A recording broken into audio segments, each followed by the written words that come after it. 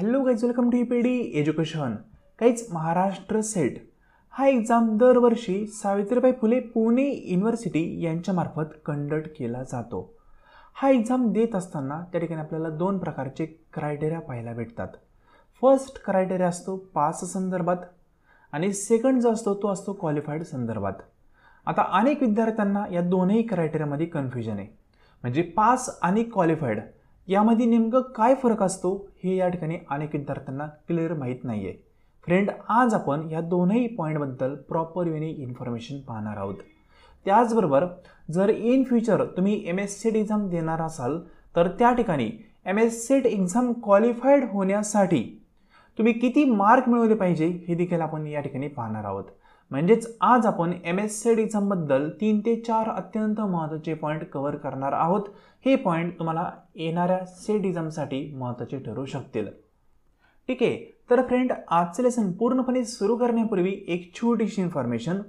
जर तुम्ही next MSCET exam म्हणजेच 2026 मध्ये जो सेट एक्झाम होणार आहे त्या एक्झामचं प्रिपरेशन करत असाल किंवा नेक्स्ट नेट एक्झामचं प्रिपरेशन तुम्ही करत असाल तर त्या संदर्भात जो पेपर फर्स्ट असतो त्या पेपर फर्स्टसाठी एक डिटेल कोर्स आपण सुरू केलेला आहे.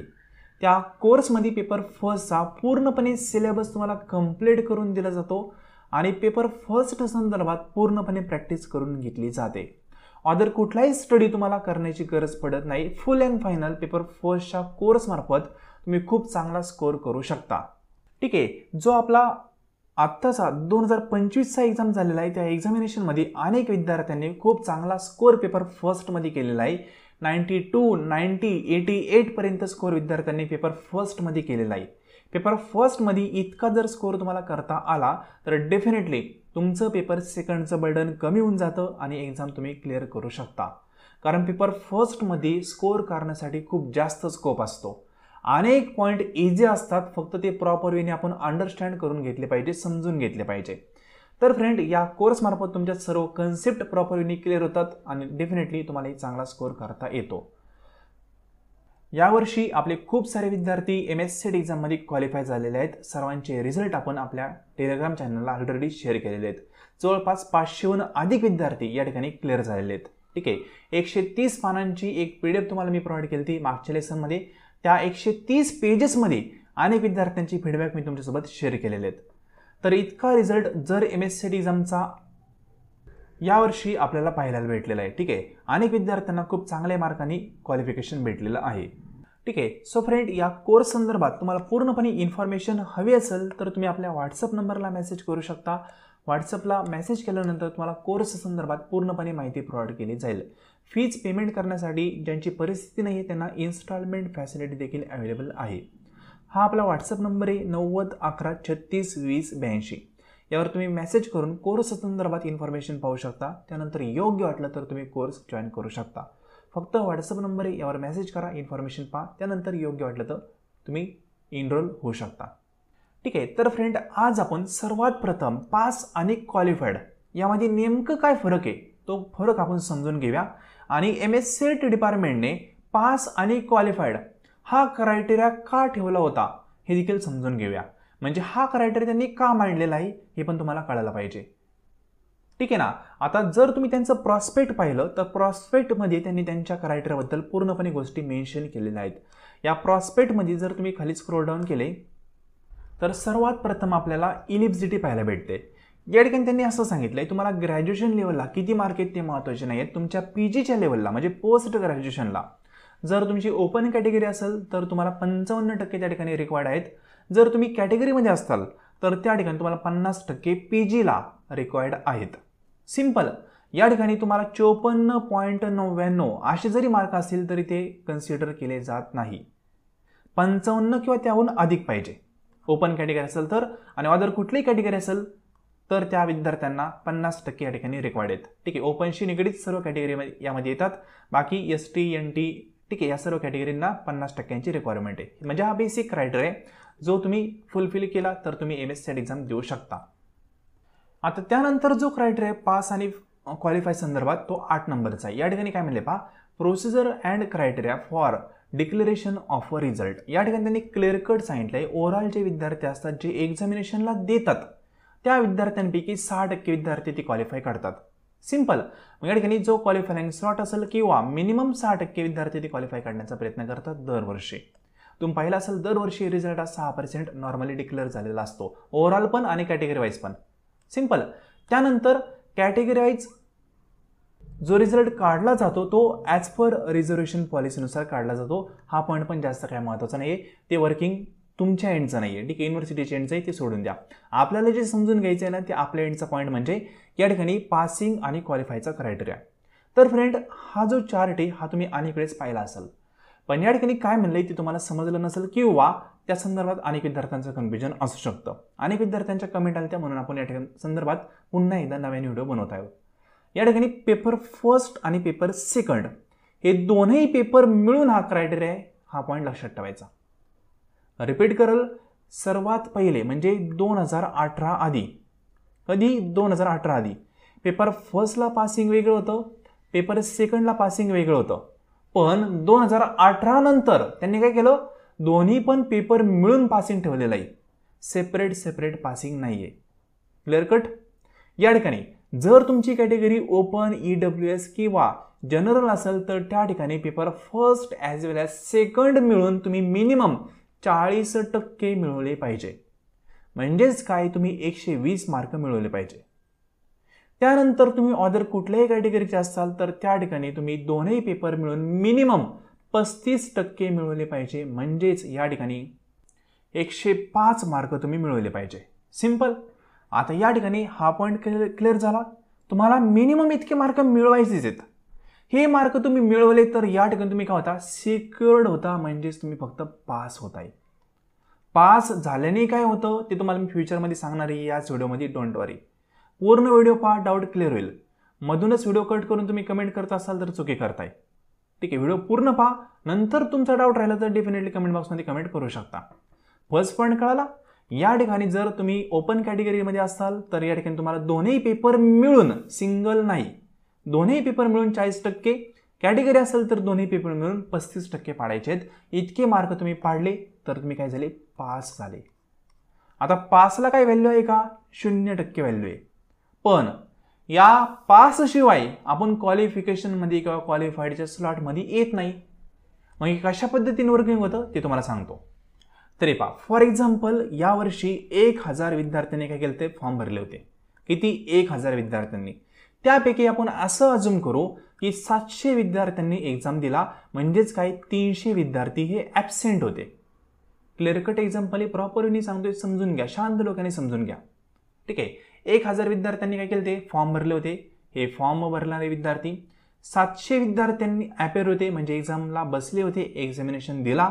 300 विद्यार्थी ॲबसेंट होते, विषय संपून गेला, ॲबसेंटचं कॅल्क्युलेशन संपलं. कळलं. आता या ठिकाणी कॅल्क्युलेशन पुढे काय होतं पहा, या 700 पैकी आता कॅल्क्युलेशन असणार आहे, कारण फॉर्म कितीने भरले हे महत्त्वाचं नाही आहे, पेपर किती विद्यार्थ्यांनी दिला हे महत्त्वाचं आहे. मग या 700चं काय असणार आहे, वेगवेगळ्या कॅटेगरी असणार आहे. म्हणजे या ठिकाणी काही विद्यार्थी ओपनमध्ये असतील, काही विद्यार्थी OBCमध्ये असतील, बरोबर ना, आणि काही विद्यार्थी आपण असं अजूम करू NT या कॅटेगरीमध्ये असतील, ठीक आहे, किंवा STमध्ये असतील, असं आपण कन्सिडर करू. या 700 पैकी सपोज 400 विद्यार्थी ओपन कॅटेगरीचे होते, 700 पैकी 200 विद्यार्थी हे OBC कॅटेगरीचे होते, आणि 700 पैकी अदर कॅटेगरीचे विद्यार्थी जे होते ते जवळपास आपण असं कन्सिडर करू 100 होते. इतकं क्लिअर. एकदम सिंपल वेनी सांगतोय, प्रॉपर वेनी समजून घ्या, एकदम बेसिक कॅल्क्युलेशन आहे. हे पास आणि क्वालिफाईड यामधला फरक सांगतोय. आता या ठिकाणी ते काय पाहणार, ओपन कॅटेगरीमध्ये 400 विद्यार्थ्यांनी पेपर दिलेला आहे. या 400 पैकी असे किती विद्यार्थी आहेत ज्यांनी मिनिमम 40% पाडलेले आहेत हे पाहणार. 40% का, हे पहा, ओपन किती, 40%, बरोबर ना. मग या ठिकाणी ते पाहणार की 400 विद्यार्थी ओपनचे होते, 40% पाडणारे विद्यार्थी किती आहेत. मग त्यांना कळलं की 40% पाडणारे विद्यार्थी हे 350 आहेत. यापैकी 50 विद्यार्थी असे आहेत ज्यांना मिनिमम 40% पडलेले नाही आहेत, म्हणजेच पेपर फर्स्ट ॲज वेल ॲज पेपर सेकंड मिळून त्यांना 120 मार्क भेटलेले नाही आहेत. 120 का, तर 40% म्हणजे 120 मार्क, बरोबर ना. मग पेपर फर्स्ट ॲज वेल ॲज पेपर सेकंड मिळून या 50 विद्यार्थ्यांना 120 मार्क मिळवता आलेले नाहीत, मग युनिव्हर्सिटीचं असं म्हणणं आहे की हे शिक्षक होण्याच्या पात्रतेचे नाहीत, यांचा विषय सोडून द्या. कळलं? क्लिअर कट पॉईंट सांगतोय. मग हे विद्यार्थी 350 काय पास आहेत. पास म्हणजे काय, पुढच्या लेवलला ते जाऊ शकतात. कुठल्या लेवलला? ज्या ठिकाणी मेरिट लागणार आहे त्या मेरिटमध्ये येण्याचे चान्सेस त्यांचे आहेत. येतीलच असं नाहीये. सिंपल. मग आता ते पाहणार की ओपन या कॅटेगरीमध्ये आपल्याला किती विद्यार्थी क्वालिफाय करायचे आहेत. जे पण रिझर्वेशनची पॉलिसी असेल ती प्लस मायनस करून जे पण उरलंय ते ओपनला राहतं. मग त्या ठिकाणी त्यांनी असं पाहिलं असेल की 350 पैकी यावर्षी ओपन कॅटेगरीमधून फक्त आपण 30 विद्यार्थी क्वालिफाय करू शकतो. ठीक आहे, जे कॅल्क्युलेशन असेल रिझर्व पॉल्युशन असेल त्यानुसार. मग क्वालिफाईंग स्लॉट त्यांनी ठरवलेला असतो पहिलाच एक्झामिनेशन घेण्याआधीच. 30 विद्यार्थी त्यांना यावर्षी ओपन कॅटेगरीमधून क्वालिफाय करायचे. मग ती पाहणार 350 विद्यार्थ्यांनी मिनिमम जो क्रायटेरिया होता 40% तो क्लिअर केलेला आहे. मग 350 मध्ये असे 30 विद्यार्थी ते काढणार ज्यांना मॅक्झिमम मार्क आहेत. मॅक्झिमम मार्क म्हणजे काय? पेपर फर्स्ट ॲज वेल ॲज पेपर सेकंड मिळून जे विद्यार्थी टॉपला असतील, टॉपला म्हणजे काय, पहिल्या 30 मध्ये येतील, ते विद्यार्थी क्वालिफाय ते करणार. म्हणजेच ते मेरिट असं लावणार की ज्या विद्यार्थ्यांना हायेस्ट मार्क आहेत फक्त तेच त्यामध्ये आले पाहिजे. मग तितकं मेरिट ते वाढवणार. बरं ना? मग तितकं ते मेरिट वाढलं का ऑटोमॅटिकली फक्त 30 विद्यार्थी त्या ठिकाणी क्वालिफाय होणार. ते काउंट करून मेरिट लावतात. कळलं? म्हणजे या ठिकाणी तुम्हाला पॉईंट कळाला असेल की जे पास होत आहेत त्यांची व्हॅल्यू असते, पण कुठपर्यंत? फक्त मेरिट डिक्लेअर होईपर्यंत. या पासचं कॅल्क्युलेशन तुमच्या एंडला 0 आहे. तुम्हाला त्याचा काहीच उपयोग नाही आहे. ते कॅल्क्युलेशन हे फक्त कशासाठी करतायत की त्यांना टीचिंग क्षेत्रासाठी विद्यार्थी निवडायचे आहेत. मग ज्यांना मिनिमम मार्क पडत नाहीये ते काय शिक्षक होणार असं त्यांना वाटतंय, म्हणून त्यांची रिक्वायरमेंट आहे की मिनिमम तुम्ही 120 मार्क मिळवा तरच तुम्ही क्वालिफाय होण्याच्या स्लॉटमध्ये येताल. मग त्यामधून आम्ही बेस्ट कॅन्डिडेट निवडू आणि ते क्वालिफाय होतील. मग या ठिकाणी आता परत रिपीट करतो. जे 50 विद्यार्थी होते त्यांना 120 मार्क पडले नाही म्हणून ते मायनस झाले 400 मधून. राहिले किती? 350 विद्यार्थी. 350 पैकी किती क्वालिफाय करायचे? ॲज पर रिझर्वेशन पॉलिसी ठरवलं की 30 विद्यार्थी क्वालिफाय करायचे. मग 350 पैकी 30 निवडायचे. मग कुठले निवडणार? ज्यांना जास्त मार्क आहेत ते निवडणार. पेपर फर्स्ट आणि सेकंड मिळून. पेपर फर्स्टला तुम्हाला 92 असतील, पेपर सेकंडमध्ये तुम्हाला 50च असतील, काय फरक पडत नाही. किती मार्क तुम्ही कुठल्याही पेपरमध्ये मिळवा फरक पडत नाही. क्वालिफाय होण्यासाठी दोघांचं कॉम्बिनेशन महत्त्वाचं असतं. म्हणून मी वारंवार सांगतो पेपर फर्स्टमध्ये मॅक्झिमम स्कोअर करण्याचा प्रयत्न करायचा. पेपर सेकंडमध्ये स्कोअर कमी झाला तरी फरक पडत नाही. पहा तुम्ही व्हीपीडी एज्युकेशन मार्फत जे पण विद्यार्थी क्वालिफाय झालेत ना त्यांनी पेपर फर्स्टमध्ये खूप चांगला स्कोअर केलेला आहे. पेपर सेकंडला त्यांना स्कोअर जास्त करता आलेला नाहीये, कारण स्कोप काही विषयांचा जास्त असू शकतो.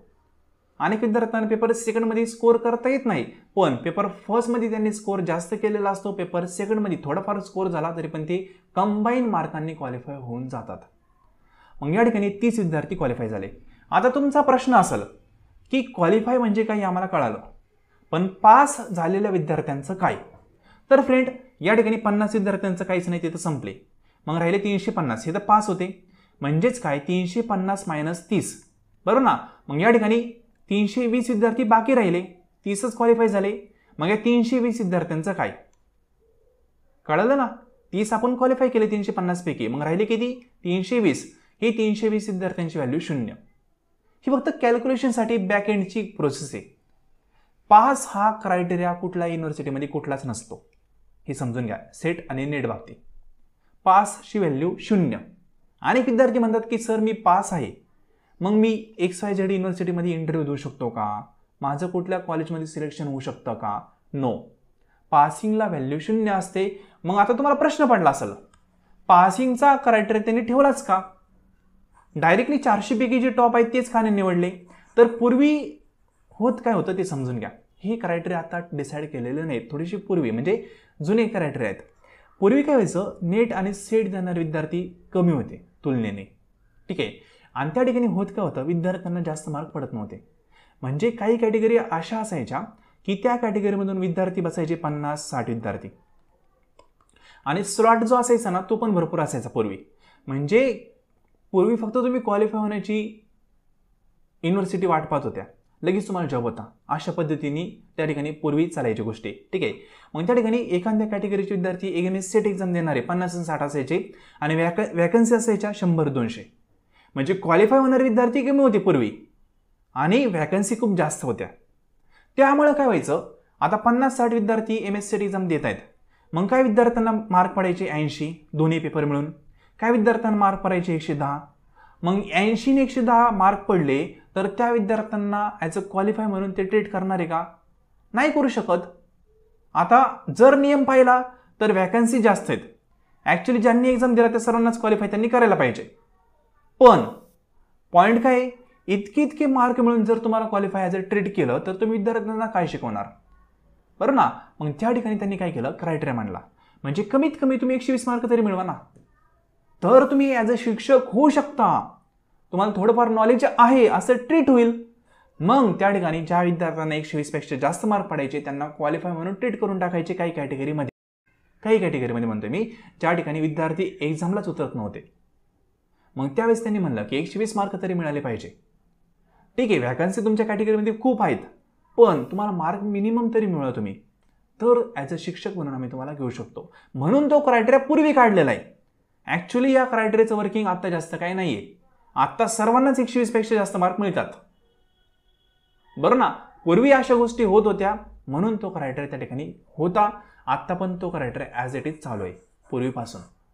मग या ठिकाणी पॉईंट क्लिअर होत असेल, क्वालिफिकेशन महत्त्वाचं आहे. पासिंग ही व्हॅल्यू तुमच्यासाठी 0 आहे. आता मी एका कॅटेगरीचं सांगितलं, असं सर्व कॅटेगरीचं कॅल्क्युलेशन होत असतं. ठीक आहे ना. मग फक्त एक्झाम दिला आणि तुम्हाला 120 पेक्षा जास्त मार्क मिळाले, म्हणजेच 40% पेक्षा जास्त मिळाले तर काहीच उपयोगाचं नाही आहे. जे मेरिट लागणार आहे त्या मेरिटपेक्षा तुम्हाला जास्त मार्क मिळाले तर उपयोगाचं आहे. म्हणजेच तुम्ही जो रिझल्ट पाहणार आहे ना त्या ठिकाणी क्वालिफाईड असा शेअर तुम्हाला भेटला पाहिजे. आणि तो शेअर कधी भेटेल, ज्यावेळेस तुम्ही XYZ मेरिट आहे पहा, हे मेरिट तुम्ही क्लिअर करताल त्यावेळेसच. बरं ना. मग हे मेरिट तुम्ही कधी क्लिअर करताल, ज्यावेळेस तुम्हाला बाकीच्या विद्यार्थ्यांपेक्षा जास्त मार्क पडतील त्यावेळेस. कारण ते टॉपचे विद्यार्थी घेतात, टॉप 6% जे असेल त्यांना घेतात. ठीक आहे. मग या ठिकाणी पॉईंट जो आहे तो क्लिअर झाला असेल. या ठिकाणी पासिंग वगैरे हा क्रायटेरिया फक्त बॅकएंडच्या कॅल्क्युलेशनसाठी आहे, बाकी ॲक्च्युली त्याचा तुमचा काही संबंध नाही आहे. 120 मार्क भेटले तर ते कॉमनली सर्वांनाच भेटत आहेत आणि 120 मार्क म्हणजे फक्त पासिंग आहे, त्याचा बाकीच्या कुठल्याही गोष्टीचा संबंध नाही. पासिंगने तुम्हाला कुठलाही जॉब भेटणार नाही, त्याचं कुठलंही सर्टिफिकेट तुम्हाला भेटणार नाही, किंवा पासिंग हे व्हॅलिड एज्युकेशन नाही आहे असं आपण कन्सिडर करूया. Simple, qualification is must. I hope point कळाला असेल. आणि क्वालिफाय होण्यासाठी किती मार्क लागतील, तर बेसिक आहे 2025चा हा आपला कट ऑफ आहे पहा. कधीचा? 2025चा, म्हणजे यावर्षीचा. हा कट ऑफ आहे ना त्यांच्या वेबसाईटवर अवेलेबल आहे. SPPU सेट म्हणजेच काय, SPPU सेट असं तुम्ही सर्च केलं ना त्यांच्या वेबसाईटवर तुम्हाला हा कट ऑफ पाहायला भेटेल. या कट ऑफपेक्षा आपल्याला पुढच्या एक्झाममध्ये कमीत कमी 3% जास्त पाडायचे, या हिशोबाने अभ्यास करायचा. रिपीट करल, क्वालिफाय होण्यासाठी किती मार्क पाहिजे, तर बेसिक सांगल हा जो कट ऑफ आहे तो पाहायचा. या कट ऑफपेक्षा आपल्याला 3% जास्त मिळवायचे हे लक्षात ठेवायचं आणि आपण अभ्यास सुरू करायचा. मग आता कट ऑफ टू मार्क कसं कॅल्क्युलेशन करतात ते पण अनेक विद्यार्थ्यांना माहीत नाही, ते थोडक्यामध्ये सांगल. हा जो कट ऑफ आहे या कट ऑफचं मार्कांमध्ये तुम्हाला कन्व्हर्जन करायचं. फॉर एक्झाम्पल सोशियोलॉजी 62चा कट ऑफ आहे जनरल कॅटेगरीचा. मग तुम्ही सिंपल काय करणार, 62 गुणिले 3 करणार. 62 गुणिले 3 किती झाले, 186. बरोबर ना. मग 186 पेक्षा तुम्हाला अधिक मार्क असतील किंवा 186 मार्क असतील तर तुम्ही या ठिकाणी क्वालिफाय झालेले आहात. बरं ना. मग जो पण फॉर एक्झाम्पल 50 मार्क आहेत, मग 50 गुणिले 3 म्हणजे किती, 150. मग तुम्हाला पेपर फर्स्ट ॲज वेल एज पेपर सेकंड मिळून 150 पेक्षा जास्त मार्क आहेत तर तुम्ही क्वालिफाय. कळलं. मग हे कॅल्क्युलेशन अशा पद्धतीने असतं. पेपर फर्स्ट आणि सेकंडला किती हे महत्त्वाचं नाही, दोघं मिळून किती हे महत्त्वाचं आहे. मग पुढच्या एक्झामिनेशनसाठी टार्गेट तुम्ही पहिलं सेट करा, किती मार्क मिळवायचे आहेत हे पहिलं डिसाईड करणं महत्त्वाचं आहे. अंधधुंदी अभ्यास करायचा नाही. पहिलं जायचंय कुठं हे तर ठरवा, किती लांब पोचायचं आहे हे ठरवा, त्यानुसार आपल्याला प्रिपरेशन करावं लागेल. टार्गेट शिवाय अचिव्हमेंट करता येत नाही. गोष्टी टार्गेट आपल्या पाहिजेत. ठीक आहे. तर या ठिकाणी या कट ऑफच्या PDF नुसार तुम्ही टार्गेट तुमचं डिसाईड करा आणि त्यानुसार अभ्यास सुरू करू शकता.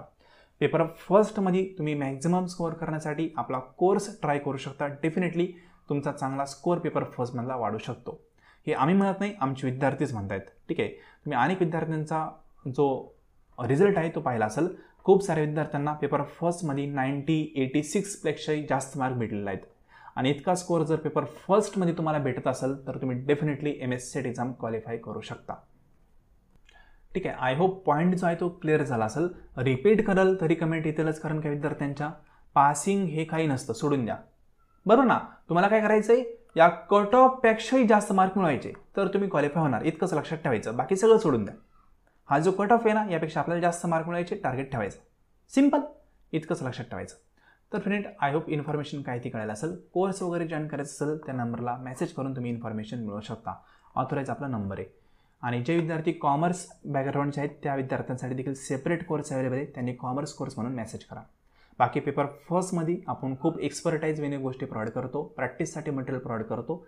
तुमचा अल्टिमेट एक चांगला स्कोअर भेटू शकतो. ठीक आहे. सो फ्रेंड, काही क्वेरी असेल, डाऊट असेल, कमेंट बॉक्समध्ये कमेंट करू शकता. आजचं लेसन तुम्ही संपूर्ण पाहिले त्याबद्दल थँक्यू सो मच.